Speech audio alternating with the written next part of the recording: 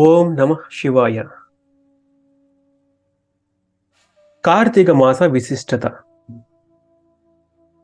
కార్తీక మాసమునందు నదీ స్నానము, ఉపవాసము, దీక్షాధారణ, పురాణ పఠనము, శ్రవణము, నామజపము, దీపారాధన, దీపదానము, సాలగ్రామ పూజ, దైవ పూజ, అలాగే వనభోజనములు మొదలైన వాటివి నిర్వహించుట బహుపుణ్యప్రదమని పౌరాణికోక్తి. నా కార్తీక సమోమాసం అనగా కార్తీక మాసముతో సమానమైన మాసమే లేదునటును బట్టి కార్తీక మాసము నెల రోజులు పర్వదినములుగానే భావించవచ్చును. ఈ మాస కాలములో ఏదో ఒక పుణ్యనది యందు స్నానమాచరించవలెనని చెప్పియున్నారు. దీనినే తులా స్నానమని పిలిచెదరు. సప్త నదుల యందు మనుష్యునికి కావలసిన ఔషధ గుణములున్నవి.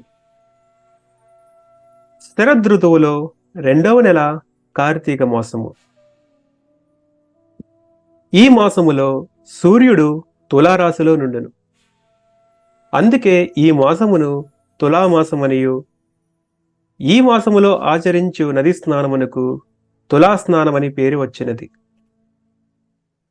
ఈ మాసములో నదీ జలాల్లో స్నానమాచరించిన సమస్త ప్రాణుల సమస్త పాపాలు ప్రక్షాళనమగును. ఆరోగ్యము సుదీర్ఘమైన ఆయువు కలుగును. వర్షాకాలములో అప్పటి వరకు భూమిపై పడిన వర్షపు నీరు భూమిలో ఇంకిపోయి బలమైన అయస్కాంత మండలమును సృజించును. కార్తీక మాసములో రాత్రి వేళ యందు భూగర్భ జలములో శక్తివంతమైన అయస్కాంత మండలము ఉండునని శాస్త్రజ్ఞుల అంచనా.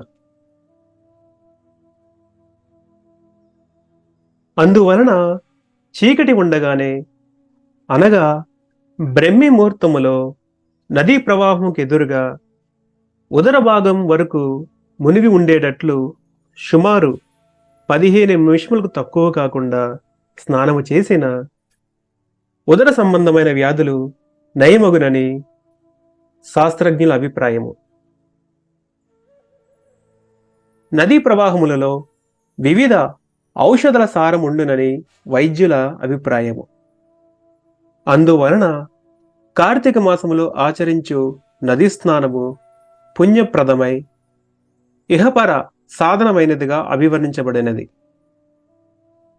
సహజముగా ఈ మాసములో ఏర్పడు వాతావరణ మార్పుల ద్వారా మన శరీరం నందు ప్రజ్వలించు విద్యుత్ ఎక్కువగా విసర్జనము కాదు.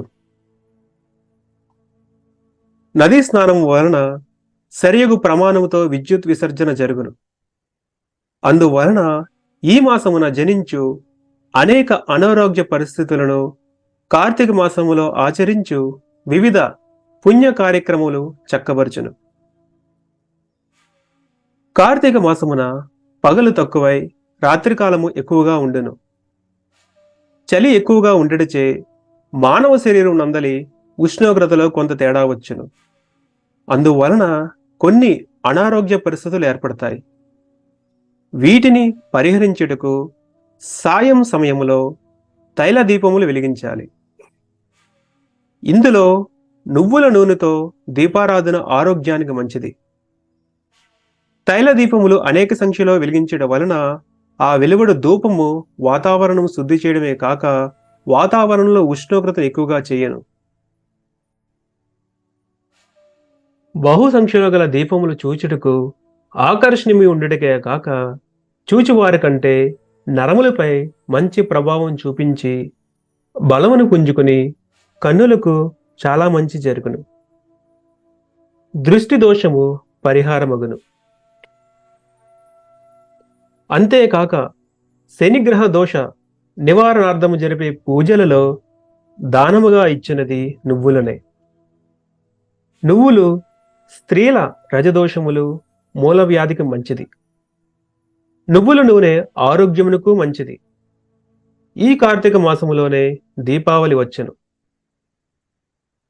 ఈ దీపావళి పండుగలో బాణాసంచ విపరీతముగా కాల్చెదరు. శరదృతువు అనగా వర్షం అయిపోయిన తరువాత కాలము. ఈ కాలము నుండి చలి ప్రారంభమగును. ఈ చలికాలమందు ఉత్పన్నమగు పురుగులు, సూక్ష్మజీవులు నాశనం చేయుటకు దీపాలంకరణ, బాణాసంచ ఉపకరించెను. కార్తీక శుద్ధ పౌర్ణమి దినమున వ్యాస పూర్ణిమ, గురు పూర్ణిమ అని పిలుతురు.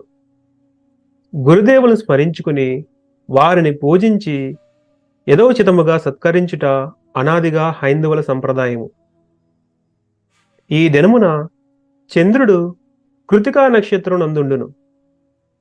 రవి కూడా వృశ్చిక రాశి యందు విశాఖ నక్షత్రము లేక అనురాధ నక్షత్రం నందుండును. కృతికా నక్షత్రము రవి యొక్క నక్షత్రము.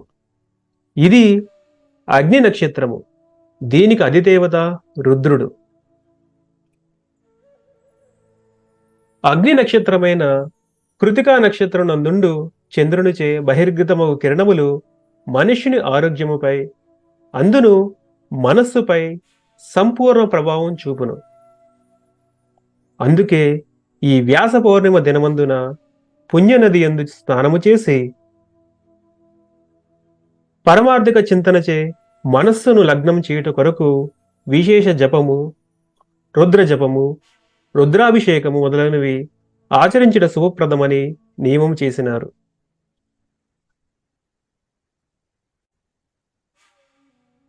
ఈ కార్తీక మాసములో వనభోజనములు, వనమహోత్సవముల పేరిట బృందావనమందు ఉసిరిక చెట్టు వద్ద లేదా ఉసిరిక కొమ్మను తెచ్చి అచట పూజించుటచే బృందావనమునందలి తులసి చెట్టు యొక్క వాసన మరియు ఉసిరిక చెట్టు యొక్క వాసనయు కలిసి మనం పీల్చుకొనేదము.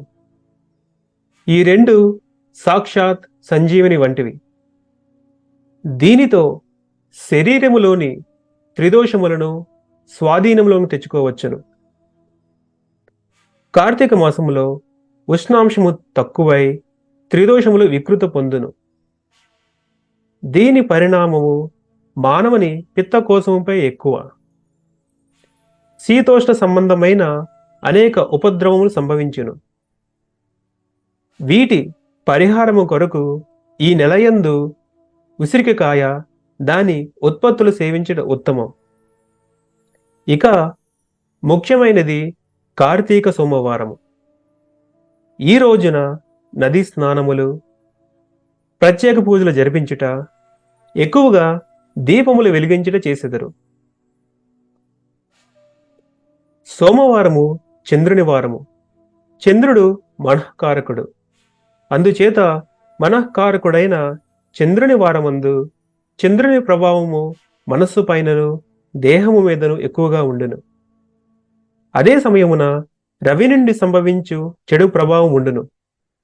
కాన ఈ చెడు ప్రభావములను నివారించు ఉద్దేశముతో ఈ సోమవారం నందున స్నానము, జపము, పూజ, ఆహార నియమము మరియు ఎక్కువగా దీపములు వెలిగించుట మొదలగు కార్యక్రమములను ఆచరణలో నియమములు చేసినారు. జపముచే మనస్సు పైన, పూజచే శరీరము పైన మరియు ఆహార నియమముచే ఆరోగ్యము పైన మంచి ప్రభావం నుండును. అందుకు దీక్షాకాలములో పూజ, భజన, నామజపము, అష్టోత్తర సహస్రనామావళి పూజ, ఉపవాసము, సాత్వికాహార సేవన ప్రధానముగా చెప్పబడే నియమములు. అందుకే కార్తీక సోమవారమున ఈశ్వర పూజ లేదా తత్సంబిత దేవగణముల పూజకు ఎక్కువగా ప్రాధాన్యం ఇవ్వబడినది. అయ్యప్ప స్వామి హరిహరసుతుడు కనుక హరుడైన ఈశ్వరుని అంశలో వెలుగొందు వాడే గనుక స్వామికి ఈశ్వర ప్రీతికరమైన పూజలు, జపములు, అభిషేకములు నిర్వహించుట ప్రాచీన సంప్రదాయమే ఉన్నది. ఈ కాలములో పూజాది కార్యక్రమముల అనంతరం ప్రతినిత్యం లలితా సహస్రనామ స్తోత్రము, విష్ణు సహస్రనామ స్తోత్రము, రుద్ర పారాయణము, మృత్యుంజయ స్తోత్రము, నవగ్రహ స్తోత్రములు, శనీశ్వర పూజలు, అభిషేకములు ఇత్యాదిగా గల పూజా పారాయణదులు నిర్వహించుట సర్వశ్రేయదాయకముకై అభివరించబడినది. ఓం నమః శివాయ.